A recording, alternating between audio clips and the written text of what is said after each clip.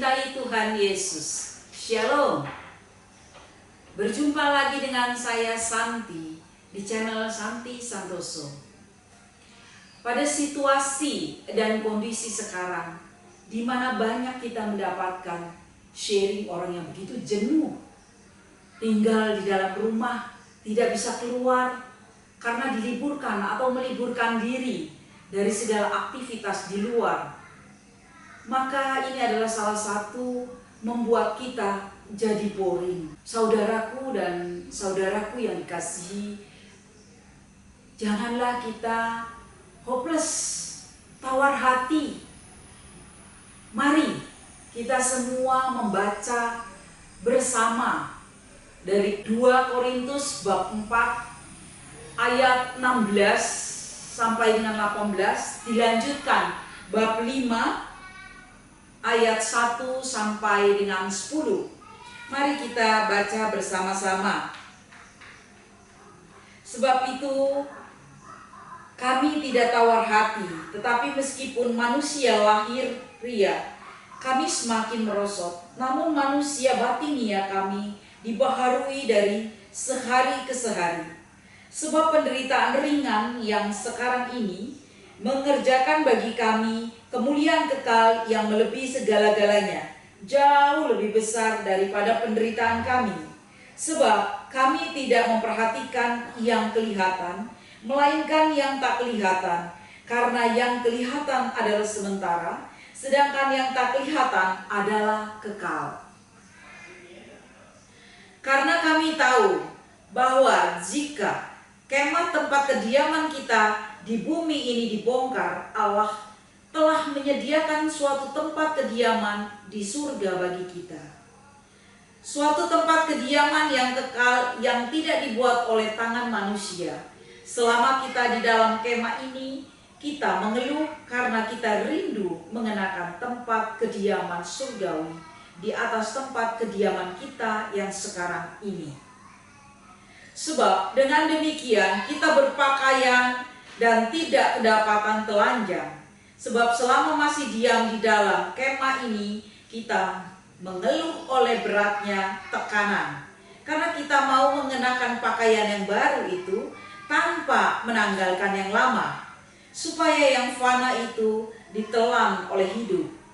Tetapi Allah yang justru mempersiapkan kita untuk hal itu dan yang mengaruniakan roh kepada kita sebagai jaminan segala sesuatu yang telah disediakan bagi kita. Maka oleh karena itu hati kami senantiasa tabah, meskipun kami sadar bahwa selama kami mendiami tubuh ini, kami masih jauh dari Tuhan. Sebab hidup kami ini adalah hidup karena percaya, bukan karena melihat.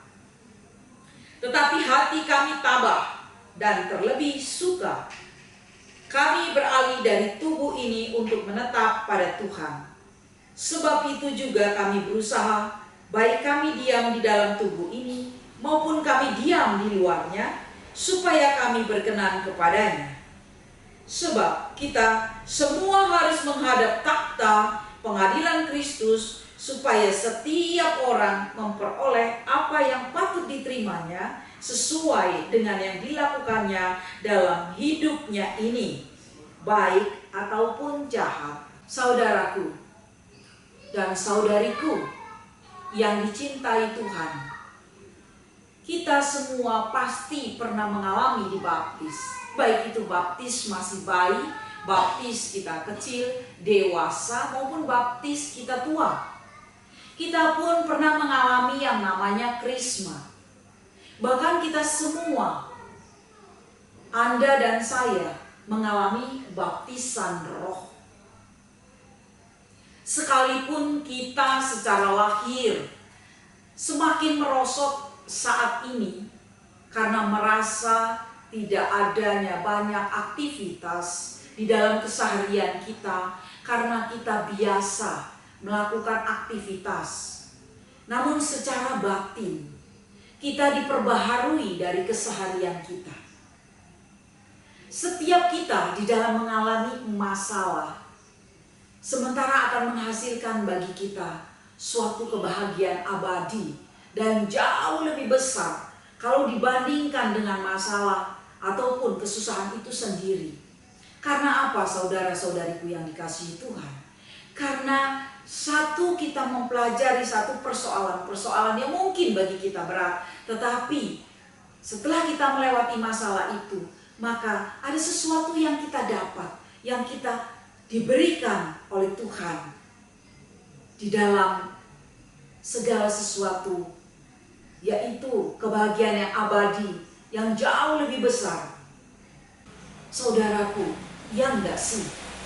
Kita kan sering kali ya memperhatikan hal-hal yang kelihatan aja di dunia ini. Perihal mengenai pakaian yang bagus, bermerek, kedudukan, kehebatan seseorang, persoalan pribadi, dan lain sebagainya. Padahal yang di dunia ini sifatnya hanya sementara.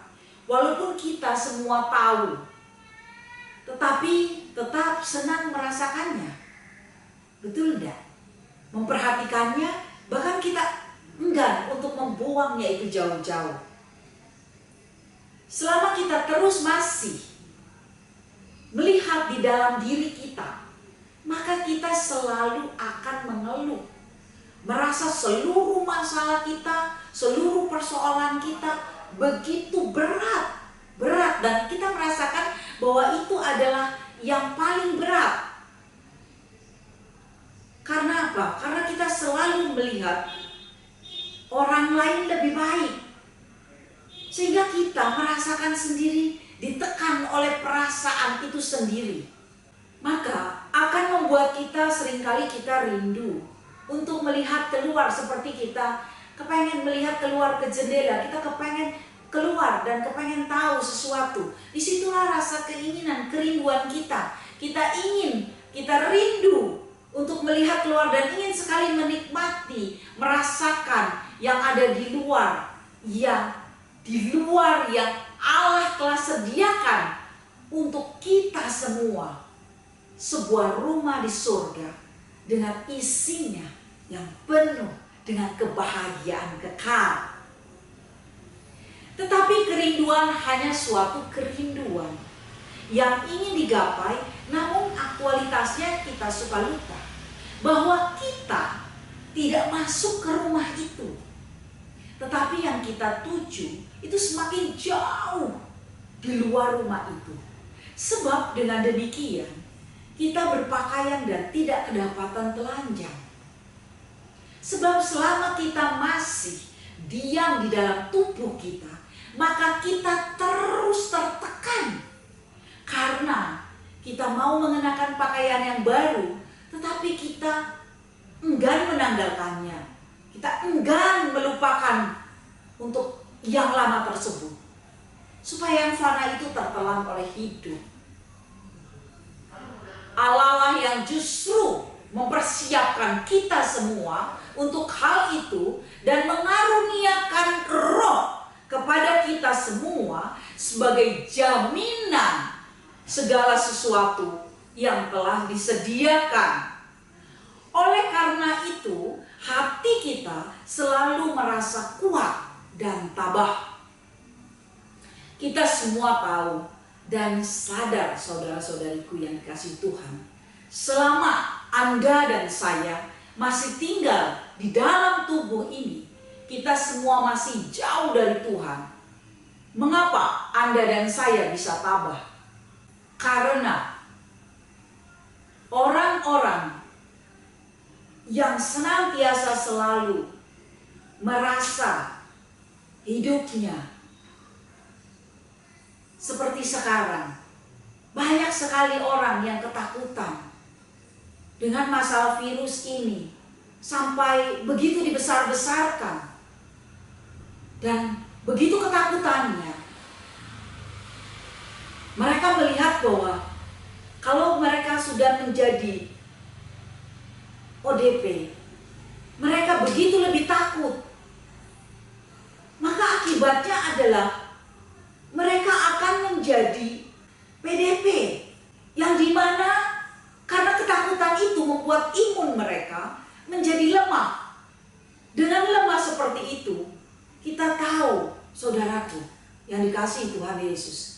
apapun, bila kita merasa ketakutan, maka itu akan membuat peredaran tubuh kita, khususnya darah yang memompa ke seluruh tubuh kita, tidak menjadi normal.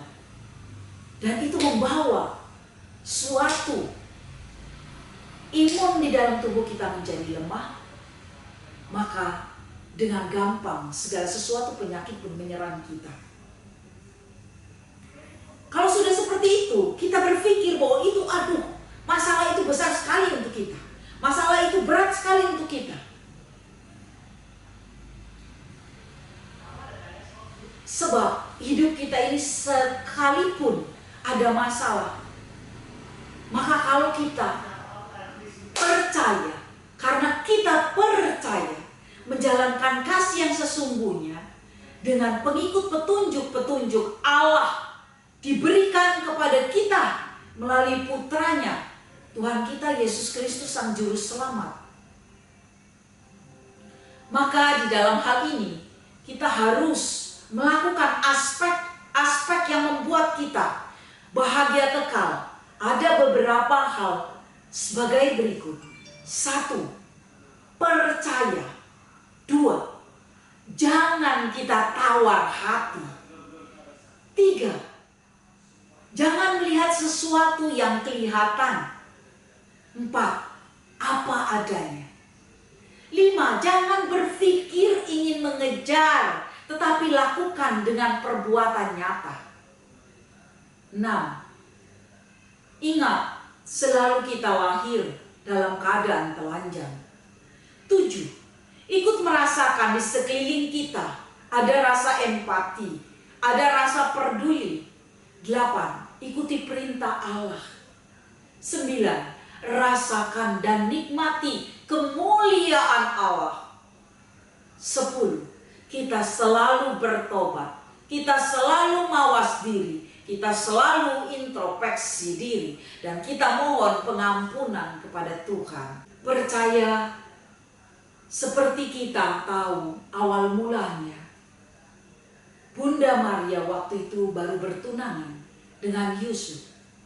Malaikat Gabriel datang ke rumah Maria.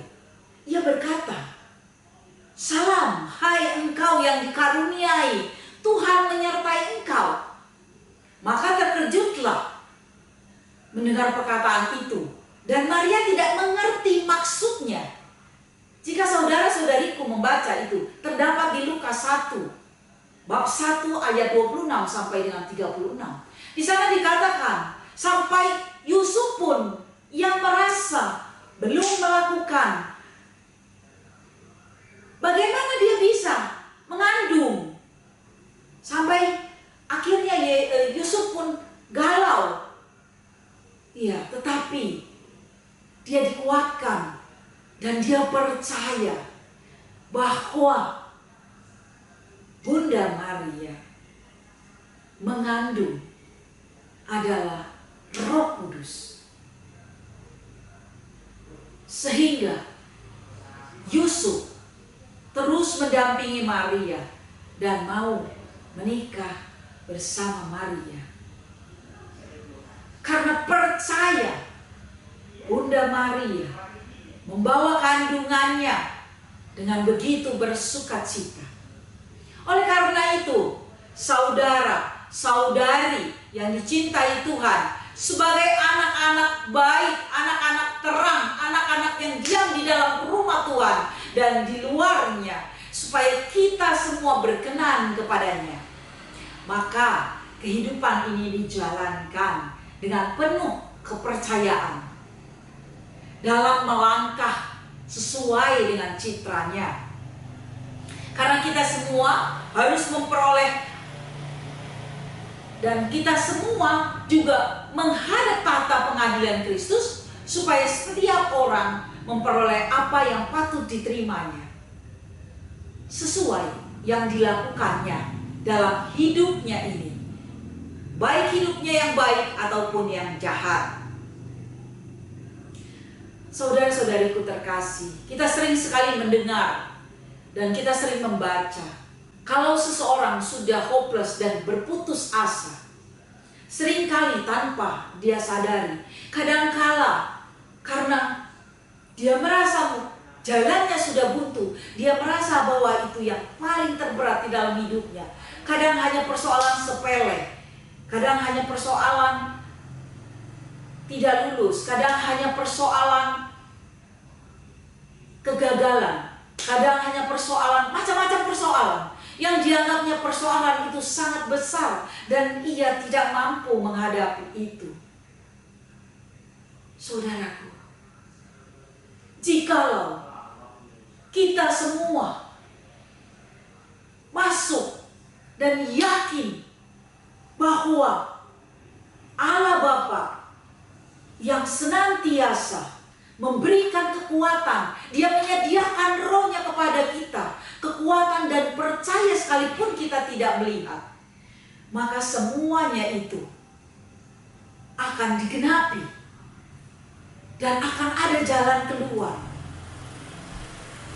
Percayalah saudaraku, jangan kita pernah tawar hati, hopeless, karena itu akan membahayakan. Karena itu yang tidak diinginkan oleh Tuhan. Karena kita harus mempertanggungjawabkannya kepada Tuhan pada saat pengadilan. Karena kita diberikan hidup. Karena Allah kita Allah yang hidup.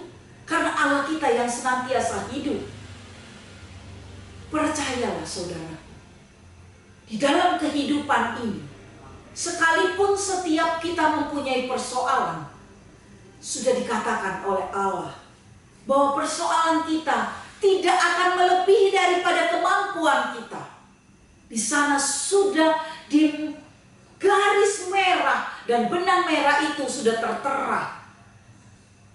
Jadi bila kita mempercayai Allah Bapa di surga yang mengutus putranya dan kemudian Roh Kudus yang diberikan kepada kita dan sudah diurapi kepada kita, maka setiap persoalan, bila kita juga senantiasa tidak selalu melihat ke atas, maka kita menyadari bahwa kita akan diberi kekuatan, bahwa kita tidak lagi menjadi tawar hati, kita tidak lagi menjadi hopeless, tetapi kita menjadi sukacita karena kita percaya bahwa Yesus menggenapi semuanya dan selesai masalah kita satu persatu. Jadi marilah kita sekarang bergembira dan bersukacita karena di dalam Tuhan kita bersukacita dan bergembira, dan itulah obat dari segala obat untuk kita semua. Demikianlah firman Tuhan.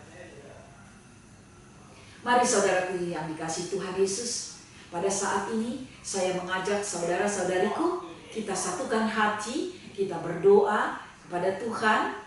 Pada saat ini saya mengajak saudara-saudari, saya percaya yang ada semua di rumah yang mendengarkan ini, apabila Anda saat ini mempunyai tawar hati, Anda hopeless, Anda risau, Anda gelisah, mari kita satukan hati, kita berdoa bersama. Dalam nama Bapa, Putra, dan Roh Kudus, amin.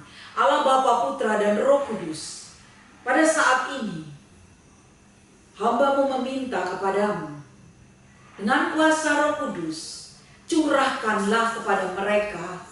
Bagi mereka yang saat ini tawar hati, Engkau memberikan kesemangat dan memberikan kekuatan. Dan bagi mereka yang merasakan risau, Engkau memberikan ketenangan dan kelegaan hati. Engkau memberikan kedamaian kepada mereka. Bagi mereka yang takut, Engkau kuatkan. Bagi yang mereka merasakan bahwa masalah mereka besar, bahwa Engkau mencurahkan kuasa Roh Kudus Allah yang lebih besar.